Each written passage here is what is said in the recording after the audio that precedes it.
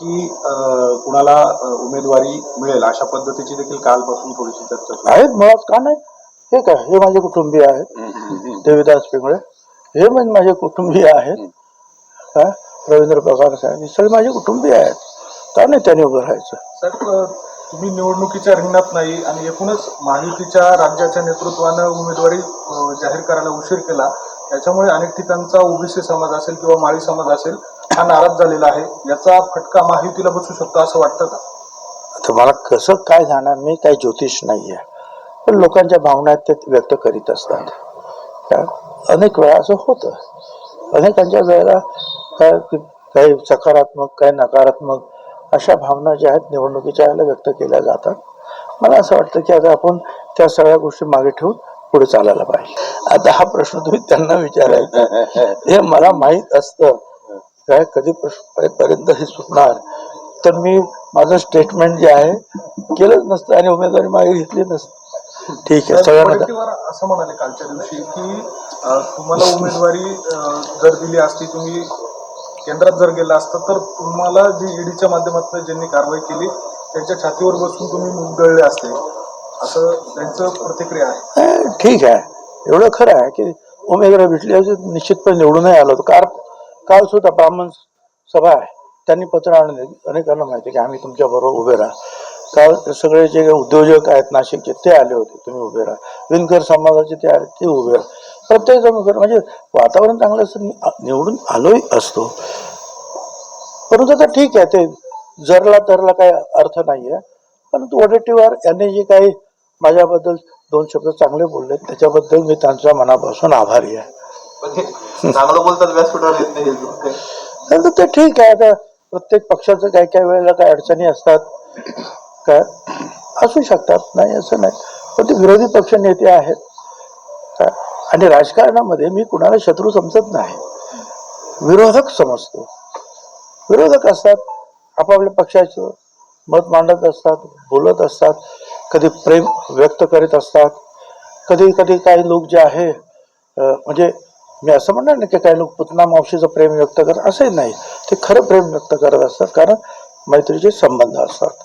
कोण कॅप्टन अमोल कोल्हेंनी असं वक्तव्य केलेलं आहे की छगन भुजबळ हे शिरूर लोकसभा मतदारसंघामधून निवडणूक लढवण्यासाठी इच्छुक होते. मुख्यमंत्र्यांचं त्यांचं असं बोलणं झालं होतं, परंतु तुम्ही नकार दिल्यामुळे आढळराव पाटील आता तिथून लढणार नाही. तुमचा प्रश्न फार चुकीचा आहे. परत प्रश्न विचार. इच्छुक होते, नकार दिला, असं परत प्रश्न विचारा. अमोल कोल्हे असं म्हटले साहेब की माझ्या विरोधात छगन भुजबळांना शिरूर मधून लढवण्याचं प्लॅनिंग होतं मुख्यमंत्र्यांचं. पण तुम्ही नकार दिल्यामुळे हे प्रश्न सुरुवातीला तुम्ही तसं no no no never. Don't put this wrong words in my mouth. कधीच नाही. मी कशाला जाईल तेवढं. असं आहे की मी मुख्यमंत्र्यांना दोष देत नाही.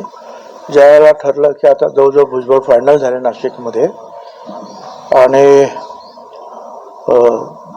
तुम्हाला मी सांगितलं ते सगळं वरून आलं वगैरे, सगळं ते दिल्लीवरून ठरलं वगैरे, आणि मुख्यमंत्र्यांना अडचण होती की म्हणजे आमची सीट आहे म्हणजे गोडसेची, तर मग त्यांना पण अडचणीत होतं. म्हणून त्यांनी एक गुड फेथमध्ये त्याने निश्चितपणे मला फोन केला. मी विचारलं की ओबीसी समाज, माळी समाज शिरूरमध्ये पण खूप आहे, तर तुम्ही तिथे लढू शकता का. त्याचा हेतू हा होता की मग मी जर तिकडे गेलो तर नाशिकचा तिढा सुटेल, हा त्यांच्या पाठीमागचा एक चांगला हेतू होता. प्रयत्न ते करणार काय गुड फेथमध्ये, त्यांची काही चूक आहे अशी भाग नाही. परंतु मी त्यांनाही सांगितलं की भाऊ ठीक आहे, ओबीसी समाज सगळ्या महाराष्ट्रामध्ये आहे, बरं सगळीकडे मी जातो, भाषण करतो ना, येतो, माझा संबंध जास्त कुठे येतो, सगळ्यात जास्त नाशिकमध्येच असतो. मी नाशिकमध्ये जे आहे आमदार अमुक तमुक पालकमंत्री म्हणून सगळं काम, त्याच्यामुळे मी काही नाशिकमध्ये म्हणजे नाशिक बरं मी काय मागितलेलं नाही. त्याच्यामुळे नाशिक जर मिळत असेल तर नाशिक सोडून दुसरीकडे मला पाहिजेच म्हणून मी कुठेही जाऊन उभा राहील, हे मी माझं म्हणणं नाही आणि ही माझी वृत्ती नाही. त्यांनी सांगितलं 2 दिवस प्रयत्न जर विचार करा. ठीक आहे म्हटलं, बस दॅट्स ऑल. काय आणि प्रश्नच येत नाही ना. म्हणजे मी असं थोडंच आहे की मला पाहिजे तिकीट, मग इकडून जा तिकडे आणि तिकडून जा तिकडे.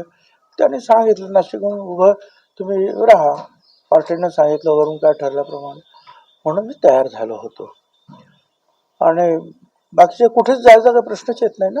तसंच अनेक ठिकाणी मागणी होती. अनेक ओबीसीच्या ह्या रॅली ज्या झाल्या त्यातून अनेक ठिकाणी साहेब इकडे उभे राहा, तिकडे उभे राहा, तिकडे उभे राहा.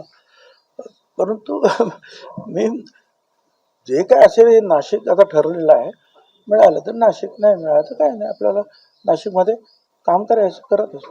मात्र जयंत पाटील म्हणाले की अशा पद्धतीची मागणी जी आहे ती जाहीरनाम्यामध्ये केली जाऊ शकत नाही. हं? अशा पद्धतीची मागणी जी आहे ती जाहीरनाम्यामध्ये केली जाऊ शकत नाही असं जयंत पाटील म्हणतात. असं कुठल्या कायद्यात वगैरे काय म्हटलं तर ध्यान दाखवा. कायदा त्या निवडणुकीचं काय बुक वगैरे काय असेल तर दाखवा की अशी मागणी होऊ शकत नाही. तर मागणी काय, काही मागण्या होऊ शकतात. आम्ही हे त्याचे प्रयत्न करू, त्याचे प्रयत्न करू, त्याचे प्रयत्न, त्यात चूक काय आहे? मागणी करायला त्याच्यामध्ये चुकीचं असं काय आहे? पंकजा मुंडे असं म्हणाले की प्रीतम मुंडेंना त्या ठिकाणी उमेदवारी नाकारली. एबीपी माझा, उघडा डोळे बघा नीट.